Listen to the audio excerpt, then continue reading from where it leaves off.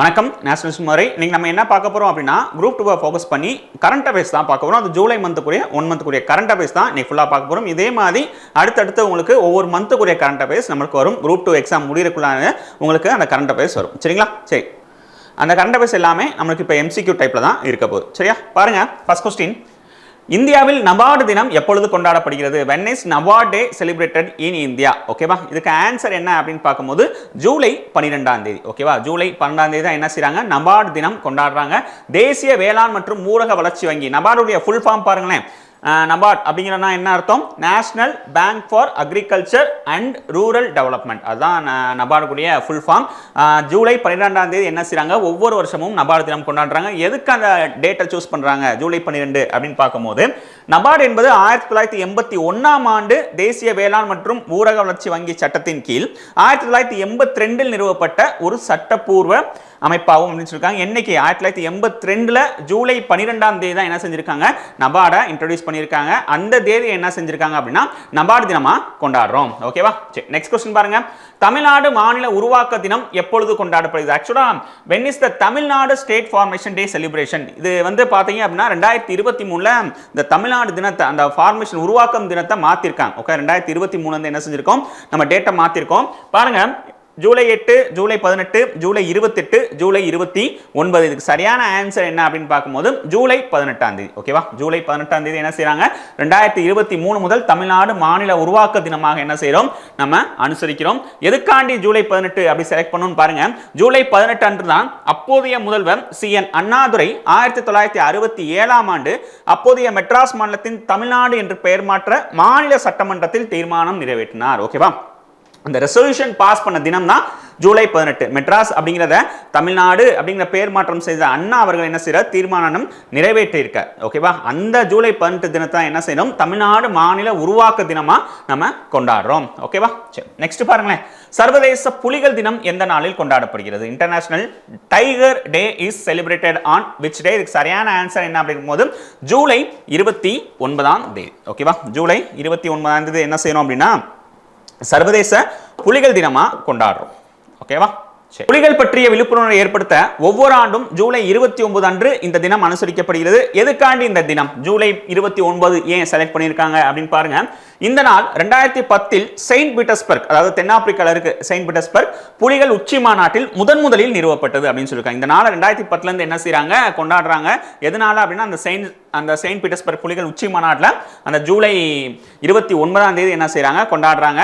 2020க்கான அந்த கருப்பொருள், ஓகேவா, அந்த தீம் என்ன அப்படின்னு பார்த்தோம் அப்படின்னா பெஸ்ட் ஹெல்த்தி டேஸ். ஓகேவா? பெஸ்ட் ஹெல்த்தி டேஸ், உலக புலிகள் தினத்துக்கு பெஸ்ட் ஹெல்த்தி டேஸா தீமா அவங்க 2024க்கு அவங்க வச்சிருக்காங்க. சரியா? நெக்ஸ்ட் கொஸ்டின் பாருங்க. உலகளாவிய இந்திய AI, ஓகேவா, ஆர்டிஃபிஷியல் இன்டெலிஜென்ஸ் AI உச்சி மாநாடு எங்கு நடைபெற்றது அப்படின்னு கேட்குறாங்க. Where was the global India AI summit held அப்படின்னு கேட்டிருக்காங்க. இது சரியான ஆன்சர் என்ன அப்படின்னு பார்க்கும்போது நியூ டெல்லி தான். ஓகேவா? இதுக்கு சரியான ஆன்சர் என்ன அப்படின்னு பார்க்கும்போது நியூ டெல்லி. நியூ டெல்லியில் பார்த்தோம் அப்படின்னா இப்போ ரீசெண்டாக தான் இந்த ஜூலை மாதத்தில் என்ன செஞ்சுருக்காங்க? அந்த சமிட் அவங்க ஏற்பாடு பண்ணியிருக்காங்க. அது மட்டும் இல்லாமல் இந்த உலகளாவிய இந்திய AI உச்சி மாநாடு பொறுத்த வரைக்கும் இப்போ பட்ஜெட்லேயும் சரி, அதுக்கடுத்து வரப்போகிற பட்ஜெட்டாக இருக்கட்டும், இல்லை மத்திய அரசாக இருக்கட்டும், இந்த AIக்கு மிகவும் முக்கியத்துவம் கொடுக்குறாங்க. AI உச்சி மாநாடு. நெக்ஸ்ட் கொஸ்டின் பாருங்க. பாரிஸ் ஒலிம்பிக்கின் தொடக்க விழா எந்த நதிக்கரையில் நடைபெற்றது அப்படின்னு கேட்குறாங்க. The opening ceremony of the Paris Olympics was held on the banks of which river அப்படின்னு கேட்குறாங்க. பாரிஸ் ஒலிம்பிக்ஸ் இப்போ தான் முடிஞ்சதும் அடுத்து பாராலிம்பிக் ஸ்டார்ட் ஆயிடுச்சு. இவங்க என்ன கேட்குறாங்க அப்படின்னா பாரிஸில் ஒலிம்பிக் நடந்துச்சு அப்படின்னு எல்லாருக்குமே தெரியும். ஆனால் அது எந்த நதிக்கரையில் அந்த தொடக்க விழா நடந்துச்சு அப்படின்னு கேட்டிருக்காங்க. அந்த ஈஃபில் டவராக இருக்கட்டும், பாரிஸே இருக்கட்டும், அந்த நதிக்கரையில் தான் அமைஞ்சிருக்கு. ஓகேவா? அது எந்த நதிக்கரை அப்படின்னு பார்த்தோம் அப்படின்னா செயின் நதிக்கரை. ஓகேவா? இந்த நாலுமே பார்த்தோம் அப்படின்னா பாரிஸில் ஓடுற ஒரு நதிகள் தான். நாலுமே பாரிஸில் ஓடுற நதிகள். இதுக்கு சரியான ஆன்சர் என்ன அப்படின்னு பார்க்கும்போது செயின் நதிக்கரை. அந்த நதிக்கரை தான் என்ன செய்கிறாங்க? அந்த பாரிஸோடைய ஓப்பனிங் செராமனியை அவங்க நடத்துறாங்க. சரியா? சரி, நெக்ஸ்ட் கொஸ்டின் பாருங்க. தமிழக முதலமைச்சர் MK ஸ்டாலின் சமீபத்தில் சமூக நலத்துறையின் 2024ஆம் ஆண்டுக்கான சிறந்த திருநங்கை விருதை வென்றவர் யார் அப்படின்னு கேட்டிருக்காங்க. சரியா? Tamil Nadu chief minister MK Stalin recently won the Social Welfare Department's Best Transgender Award 2024. யாருக்கு கொடுத்திருக்காங்க அப்படின்னு கேக்குறாங்க. இதுக்கு சரியான ஆன்சர் என்ன அப்படின்னு பார்க்கும்போது சந்தியா தேவி அவர்கள். ஓகேவா? சந்தியா தேவிக்கு தான் என்ன செஞ்சிருக்காங்க அப்படின்னா பெஸ்ட் டிரான்ஸ்ஜெண்டர் அவார்ட் கொடுத்திருக்காங்க. எதுக்காண்டி அப்படின்னு பாருங்களேன். அவங்க என்ன செஞ்சிருக்காங்கன்னு பாருங்க. இவங்க கன்னியாகுமரியை சேர்ந்தவங்க. இந்த திருநங்கை அப்படிங்கிறவங்க கன்னியாகுமரியை சேர்ந்தவங்க. அது மட்டும் இல்லாமல் கோவிட்-19 வரதட்சணை கொடுமை மற்றும் பெண்களுக்கு எதிரான வன்முறை குறித்த விழிப்புணர்வை ஏற்படுத்தும் வகையில் 1000க்கும் மேற்பட்ட நிகழ்ச்சிகளை நடத்தியுள்ளார் அப்படின்னு சொல்லியிருக்காங்க. ஓகேவா? அது இவங்க எதுக்குனால எப்படி அந்த நிகழ்ச்சியை நடத்துறாங்க அப்படின்னா, இந்த வில்லுப்பாட்டு இருக்கு இல்லையா, அந்த வில்லுப்பாட்டு மூலியமா இந்த நிகழ்ச்சியெல்லாம் நடத்தி அவங்க என்ன செய்யறாங்க, ஒரு விழிப்புணர்வை ஏற்படுத்திருக்காங்க. அதுக்காண்டி 2024 கண்ட சிறந்த திருநங்கை விருதை இவங்க வென்றிருக்காங்க. சந்தியா தேவி எந்த ஊர் அப்படின்னு பார்க்கும்போது கன்னியாகுமரி மாவட்டம். சரியா? நெக்ஸ்ட் क्वेश्चन பாருங்க.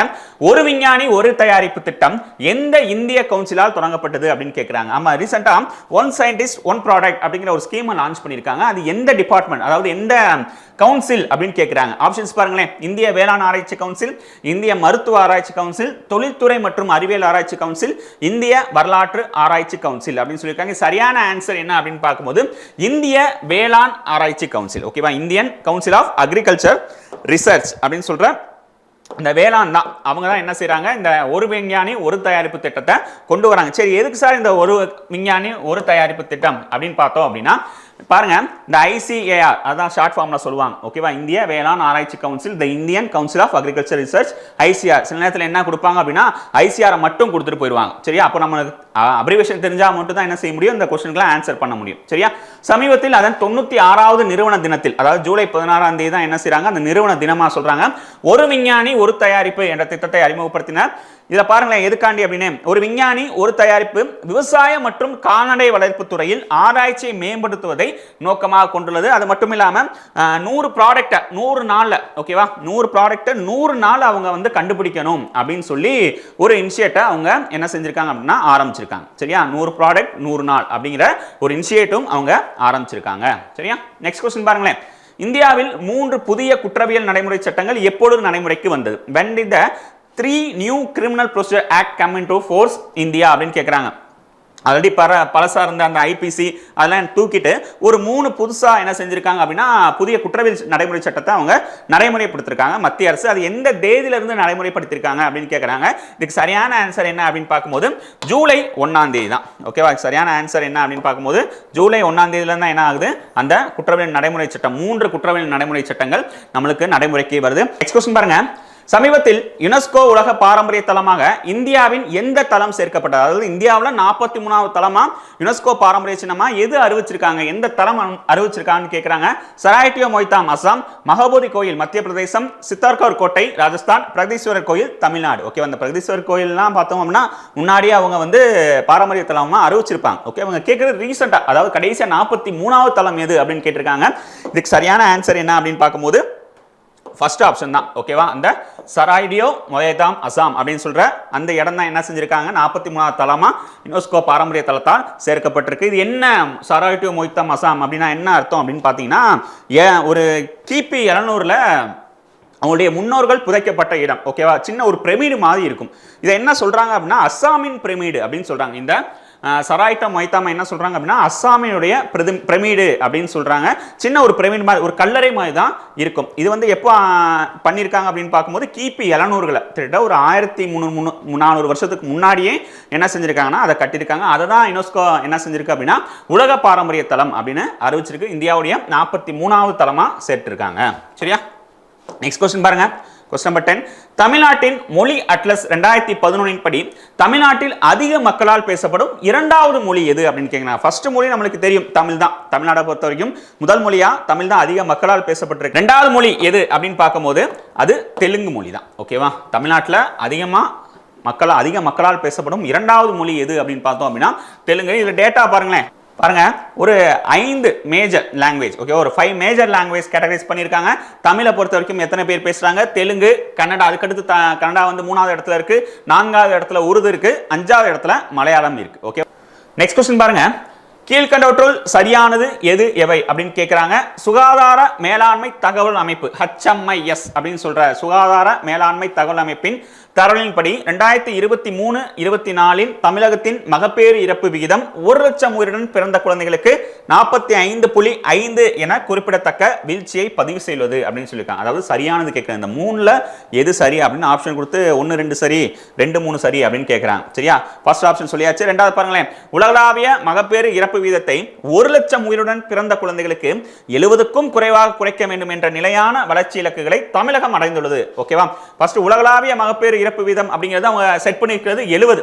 சரியா? 1 லட்சம் உயிர்களுக்கு 70 இறப்பா அவங்க ஃபிக்ஸ் பண்ணியிருக்காங்க. ஆனால் தமிழ்நாடு பொறுத்த வரைக்கும் எவ்வளவு சொல்லியிருக்காங்க அப்படின்னா 45.5 அப்படின்னு சொல்லியிருக்காங்க. இதெல்லாம் கரெக்டா அப்படின்னு கேட்குறாங்க. மூணாவது பாருங்க, 2023 ஏப்ரல் முதல் 2024 மார்ச் அந்த ஒரு வருஷம் காலம், 2023 ஏப்ரல் இருந்து 2024 மார்ச் அந்த ஒரு வருஷம் காலத்தில் விழுப்புரத்தில் மகப்பேறு இறப்புகள் ஏதும் பதிவாகவில்லை அப்படின்னு சொல்லி இது வரைக்கும் விழுப்புரத்தில் அந்த ஒரு வருஷம் காலத்தில் அந்த மகப்பேறு இறப்பு வீதம் அப்படிங்கிறது ஒருத்தர் கூட இல்லை அப்படின்னு சொல்லியிருக்காங்க. இந்த மூணுமே கரெக்டா தப்பா அப்படின்னு கேட்டிருக்காங்க. ஃபர்ஸ்ட் ஆப்ஷனை பொறுத்த வரைக்கும் கரெக்ட் தான். சரியா? முதல் ஆப்ஷன் அப்படிங்கும் போது அது கரெக்ட் தான். ஆமா, 45.5% அப்படிங்கிறத கரெக்ட் தான். நெக்ஸ்ட் பாருங்க, உலகளாவிய அந்த 70க்கும் குறைவாக குறைக்க வேண்டும் அந்த டார்கெட்டையுமே தமிழ்நாடு என்ன செய்யறாங்க, குறைச்சிருக்காங்க. இது ரெண்டுமே சரிதான். மூணாவது ஆப்ஷன் பாருங்களேன், விழுப்புரத்தில் ஒரு மகப்பேறு இறப்புகள் கூட பதிவாகவில்லை அப்படின்னு சொல்லியிருக்காங்க. இது தவறு. ஆக்சுவலா இந்த விழுப்புரம் அப்படின்னு வந்திருக்க கூடாது. என்ன வந்திருக்கணும் அப்படின்னா விருதுநகர்ல தான். ஓகேவா? விருதுநகர் தான் என்ன செய்யறாங்க, அந்த ஒரு வருஷம் காலகட்டத்தில் ஒரு மகப்பேறு இறப்புகள் கூட பதிவாகல. ஓகேவா? அப்போ முதல் இரண்டுமே சரிதான். இதுக்கு சரியான ஆன்சர் என்ன அப்படின்னு பார்க்கும்போது ஆப்ஷன் ஏ தான். ஓகேவா? ஆப்ஷன் ஏ தான். இங்கிலீஷ்லயும் பார்த்துருங்க அப்படியே. ஓகேவா? இங்கிலீஷ்ல பாருங்க, எம்எம்ஆர் அப்படின்னா மெட்டர்னல் மார்டலிட்டி ரேஷியோ, HMIS அப்படின்னா ஹெல்த் மேனேஜ்மெண்ட் இன்ஃபர்மேஷன் சிஸ்டம். அதிகமாக அப்ரிவேஷன் கேட்குறாங்க, அதையும் படிச்சுக்கோங்க. SDG அப்படின்னா சஸ்டைனபிள் டெவலப்மெண்ட் கோல்ஸ். சரியா? இதெல்லாம் பார்த்துக்கோங்க. இது சரியான ஆன்சர் என்ன அப்படின்னு பார்க்கும்போது 1 and 2 தான். ஓகேவா? 1 and 2 தான். ஓகேவா? நெக்ஸ்ட் பாருங்களேன், கீழ்கண்டவற்றுள் சரியானது எது எவை?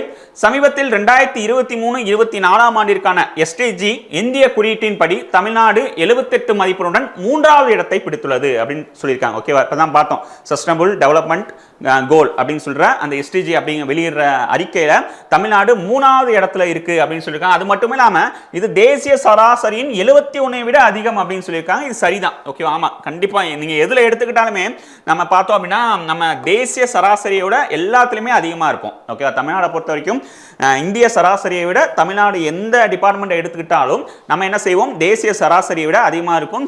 ஃபர்ஸ்ட் ஒன் சரிதான். நெக்ஸ்ட் பாருங்களேன், இது நிதி ஆயோக்கின் மூலம் வெளியிடப்பட்ட இந்த SDG அப்படிங்கிற அந்த ரிப்போர்ட் வந்து எதன் மூலம் வெளியிடப்படுது அப்படின்னா நிதி ஆயோக்கின் மூலமா தான் வெளியிடப்படுகிறது. ரெண்டுமே சரிதான். ஓகேவா? இதுக்கு சரியான ஆன்சர் என்ன அப்படின்னு பார்க்கும்போது ஆப்ஷன் ஏ தான். 1 2மே சரி. சரியா?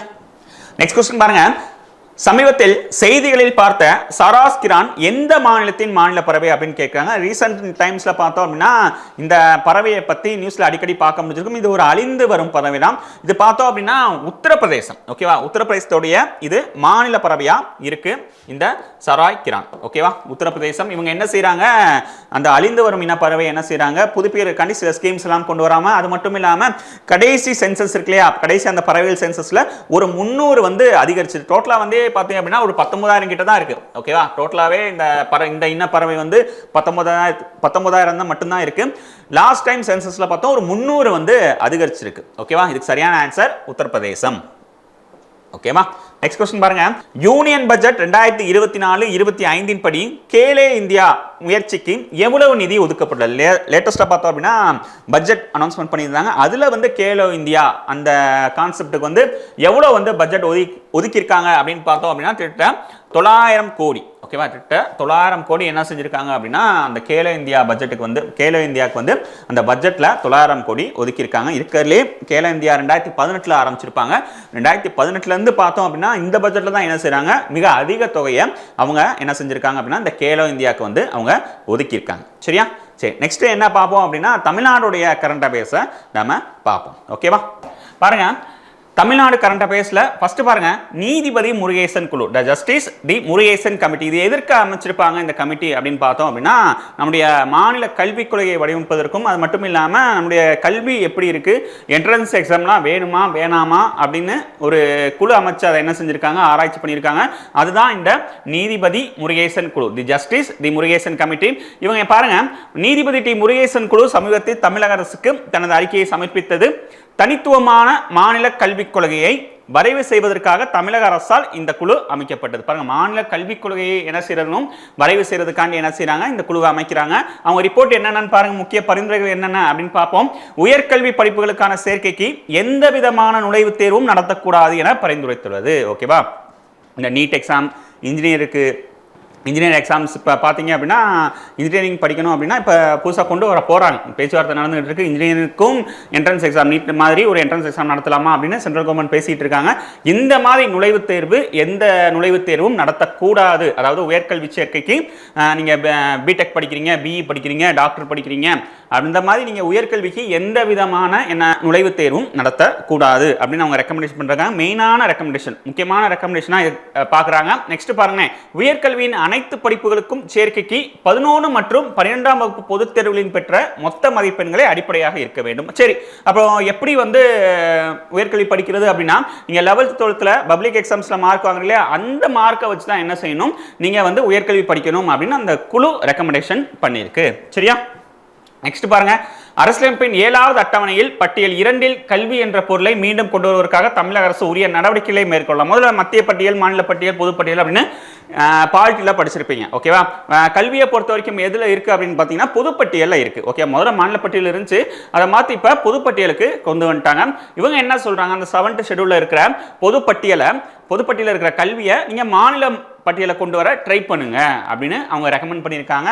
சரியா, நெக்ஸ்ட் பாருங்களேன், நிகர்நிலை பல்கலைக்கழகங்கள், தன்னாட்சி கல்லூரிகள், முன்மொழியப்பட்ட வெளிநாட்டு பல்கலைக்கழகங்கள் மற்றும் சுயநிதி நிறுவனங்களை கட்டுப்படுத்த வேண்டியதன் அவசியம் உள்ளது அப்படின்னு சொல்லியிருக்காங்க. ஓகே, இந்த நிகர்நிலை பல்கலைக்கழகம், அதே மாதிரி தன்னாட்சி கல்லூரிகள், அட்டானமஸ் காலேஜஸ்லாம் இருக்கு இல்லையா, அவங்க நீங்க ஒழுங்குபடுத்தணும் அப்படின்னு அவங்க ரெக்கமெண்டேஷன் பண்ணியிருக்காங்க.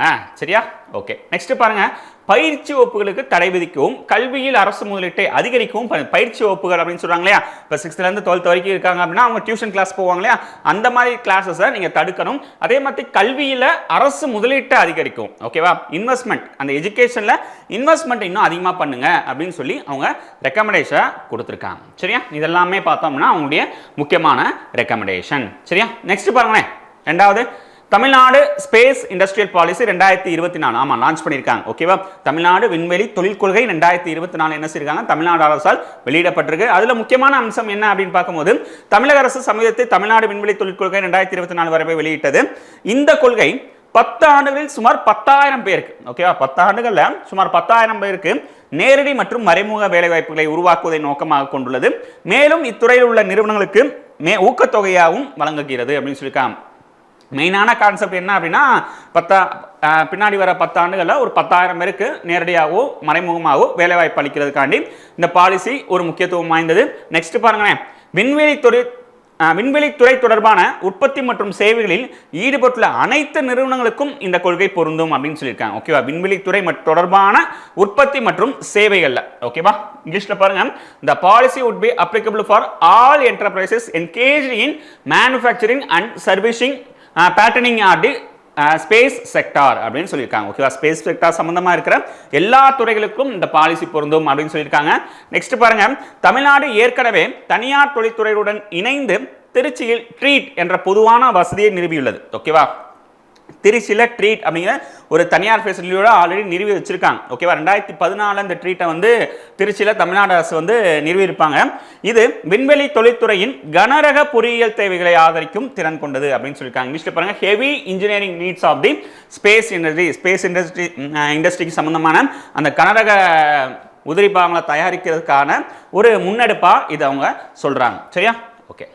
நெக்ஸ்ட் பாருங்க, இதே போன்ற ஒரு வசதி குலசேகரப்பட்டினம், ஓகேவா, தூத்துக்குடி மாவட்டம் குலசேகரப்பட்டினத்தில் அமைய உள்ள விண்வெளி துறைமுகத்தின் அருகாமையிலும் நிறுவப்பட உள்ளது. எப்படி திருச்சியில் நிறுவியிருக்காங்களோ அதே மாதிரி குலசேகரப்பட்டினத்திலையும் அவங்க நிறுவ போறதா இந்த விண்வெளி கொள்கை. ஓகே, விண்வெளி தொழிற்கொள்கை 2024 தமிழ்நாடு அரசு சொல்லியிருக்காங்க. சரியா, நெக்ஸ்ட் பாருங்களேன், 3 புதிய குற்றவியல் சட்டங்களை ஆய்வு செய்ய குழு. ஓகேவா, நம்மளுடைய மத்திய அரசு என்ன செஞ்சிருக்காங்க அப்படின்னா 3 அந்த பீனல் கோட் அப்படின்னு சொல்ற குற்றவியல் நடைமுறை சட்டத்தை வேணான்னு சொல்லிட்டு ஒரு 3 புதிய குற்றவியல் சட்டங்களை அவங்க என்ன செஞ்சிருக்காங்க, கொண்டு வந்திருக்காங்க.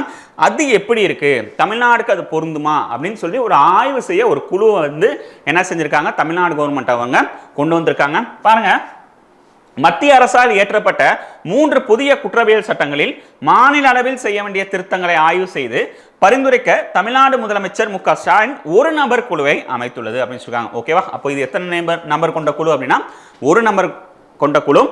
அந்த ஒரு நபர் யாருன்னு பாருங்க, இந்தி மொழியில் உள்ள சட்டங்களின் பெயர் மாற்றத்தையும் உள்ளடக்கிய திருத்தங்களை ஆய்வு செய்து பரிந்துரைக்க நீதிபதி எம் சத்யநாராயணன் தலைமையில். இதுதான் ரொம்ப ரொம்ப முக்கியமானது. ஓகேவா, கேட்கறதுக்கான வாய்ப்புகள் அதிகமாக இருக்கு.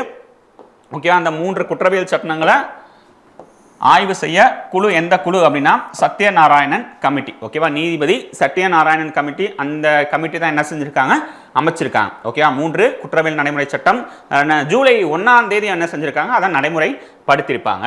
சரியா, எம் சத்யநாராயணன் அவர்களுடைய தலைமையில். ஓகேவா, இதை பாருங்க. சரி, அந்த குற்றவியல் சட்டம் என்னன்னு பாருங்க. புதுசாக நடைமுறைப்படுத்தினது பாரதிய நியாய சம்ஹிதா, பாரதிய நாகரிக் சுரக்ஷா சம்ஹிதா மற்றும் பாரதிய சாக்ஷ்ய சம்ஹிதா ஆகிய புதிய குற்றவியல் சட்டங்கள் ஜூலை 1 முதல் அமலுக்கு வந்தன. எதற்கு பதிலாக அப்படின்னு பாருங்க, 1860ஆம் ஆண்டு இந்திய தண்டனை சட்டம் அப்படின்னு சொல்லுவாங்க. ஓகேவா, இந்தியன் பீனல் கோட் அப்படின்னு சொல்லுவாங்க, ஐபிசி அப்படின்னு சொல்லுவாங்க. அதற்கு பதிலாகவும் அதே மாதிரி 1973ஆம் ஆண்டு குற்றவியல் நடைமுறை சட்டம், ஓகேவா, கோட் ஆஃப் கிரிமினல் ப்ரொசீஜர் அப்படிங்கிற ஒரு சட்டத்துக்கு மாற்றாகும். அதே மாதிரி 1872 இந்திய சாட்சிய சட்டம், ஓகேவா, இந்தியன் எவிடன்ஸ் ஆக்ட் 1872 அதுக்கு மாற்றாகவும் என்ன செஞ்சிருக்காங்க, அந்த 3 குற்றவியல் நடைமுறை சட்டத்தை ஜூலை 1ஆம் தேதியிலிருந்து மத்திய அரசு அமல்படுத்தி அதை ஆராயறக்காண்டி இந்த சத்யநாராயணன் தலைமையிலான குழுவை என்ன செஞ்சிருக்காங்க, அமைச்சிருக்காங்க. ஓகேவா, சரி, நெக்ஸ்ட் பாருங்களேன். சென்னை உயர்நீதிமன்றத்தின் தற்காலிக தலைமை நீதிபதி. ஓகேவா, நம்ம பாலிட்டில படிச்சிருப்போம் ஆக்டிங் சீஃப் ஜஸ்டிஸ் அப்படின்னு படிச்சிருப்போம். ஹைகோர்ட்டுக்கும் சரி சுப்ரீம் கோர்ட்டுக்கும் சரி என்ன படிச்சிருப்போம் அப்படின்னா ஆக்டிங் சீஃப் ஜஸ்டிஸ், தற்காலிக உயர்நீதிமன்ற தலைமை நீதிபதியாக இருக்கலாம், இல்ல தற்காலிக உச்சநீதிமன்ற தலைமை நீதிபதி அப்படின்னு சொல்லுவாங்க இல்லையா. இப்போ என்ன செஞ்சிருக்காங்க, சென்னையில் இந்த தற்காலிக நீதிபதி அதாவது தலைமை நீதிபதியை அமைச்சிருக்காங்க. பாருங்க, நீதிபதி டி கிருஷ்ணகுமார் சமீபத்தில் சென்னை உயர்நீதிமன்றத்தின் தற்காலிக தலைமை நீதிபதியாக நியமிக்கப்பட்டுள்ளார். இங்கிலீஷ்ல பாருங்க, acting chief justice of Madras high court. யாருன்னு பார்த்தோம் அப்படின்னா டி கிருஷ்ணகுமார் அவர்கள் ஆகஸ்ட் 17 இருந்து நினைக்கிறேன். ஓகேவா, ஆகஸ்ட் 17 இருந்து என்ன செஞ்சிருக்காங்க, அவர் தற்காலிக நீதிபதியா பொறுப்பேற்றிருக்காரு. தற்காலிக தலைமை நீதிபதிகள் நியமனம் அரசியலமைப்பின் 223வது பிரிவின் கீழ் ஆர்டிகல் 223. ஓகேவா, ஆர்டிகல் 223 எதை பத்தி சொல்லுவோம் அப்படின்னா உயர்நீதிமன்றத்துடைய தற்காலிக நீதிபதி. ஓகேவா, தற்காலிக உயர்நீதிமன்ற தலைமை நீதிபதியை பத்தி சொல்லும் ஆர்டிகல் 223. யார் தான் நியமிக்கணும் அப்படின்னா பிரசிடென்ட் அவர்கள் தான் நியமிக்கணும், அதையுமே சொல்லும். ஓகேவா, பிரிவின் கீழ் ஜனாதிபதியா செய்யப்பட வேண்டும் அப்படின்னு சொல்லியிருக்காங்க. சுப்ரீம் கோர்ட்டுக்கு ஓகேவா, உச்சநீதிமன்ற தலைமை நீதிபதியுடைய தற்காலிக தலைமை நீதிபதி ஆர்டிகல் என்ன அப்படின்னு பார்த்தோம் அப்படின்னா 126. அது 223, இது 126 சுப்ரீம் கோர்ட்டுக்கு. ஓகேவா, அப்போ உயர்நீதிமன்றத்துக்கு 223, சுப்ரீம் கோர்ட்டுக்கு 126. சரியா, சரி, நெக்ஸ்ட் பாருங்களேன். பருவநிலை மாற்றத்தை ஆய்வு செய்ய குழு. ஓகேவா, ஆமா, தமிழ்நாடு அரசால் பருவநிலை மாற்றத்தை ஆய்வு செய்ய ஒரு குழு அமைச்சிருக்காங்க. பாருங்க, ஒரே சுகாதாரம் மற்றும் பருவநிலை மாற்ற உத்தி குழு. இங்கிலீஷ்ல பாருங்க, one health and climate change strategic committee அப்படின்னு சொல்லியிருக்காங்க. என்ன செஞ்சிருக்காங்க, இந்த குழு அமைச்சிருக்காங்க தமிழ்நாடு அரசு. யாருடைய தலைமை அப்படின்னு பாருங்க, பருவநிலை மாற்றத்தால் ஏற்படும் பொது சுகாதார சவால்களுக்கு விரிவான பதிலளிப்பை ஊக்குவிக்க 23 உறுப்பினர்கள் கொண்ட குழு. ஓகேவா, 23 உறுப்பினர்கள் கொண்ட குழுவா இது அமைக்கப்பட்டிருக்கு. இதுக்கு தலைவர் யாரு அப்படின்னு பார்த்தோம் அப்படின்னா நம்முடைய தலைமைச் செயலாளர். ஓகேவா, தலைமை செயலாளர் அவர்கள் தான் என்ன செய்யறாரு, ஹெட்டா இருக்காரு இந்த குழுக்கு. 23 பேர் கொண்ட குழுவுக்கு யார் ஹெட் அப்படின்னு பார்த்தோம்னா தமிழ்நாடு அரசுடைய தலைமைச் செயலாளர் தான் என்ன செய்யறாரு, இந்த குழுக்கு ஹெட்டா இருக்காரு. ஓகேவா, அப்போ இந்த ஒரு 4 கரண்ட் அஃபேர்ஸ் அப்படிங்கிறது டிஎன்பிஎஸ்சியில் கேட்கறதுக்கு அதிகமான வாய்ப்புகள் இருக்குது. ஓகேவா, இதே மாதிரி நம்ம என்ன செய்வோம் அப்படின்னா டெய்லி கொஞ்சம் கொஞ்சமாக கரண்ட் அஃபேர்ஸ் பார்ப்போம். ஓகேவா, நம்மளுடைய சேனலை சப்ஸ்கிரைப் பண்ணுங்கள், பிடிச்சிருந்தா கமெண்ட் பண்ணுங்கள், எதுவும் டவுட் இருந்துச்சுன்னா கீழே கமெண்ட் பண்ணுங்கள். ஓகேவா, தேங்க்யூ.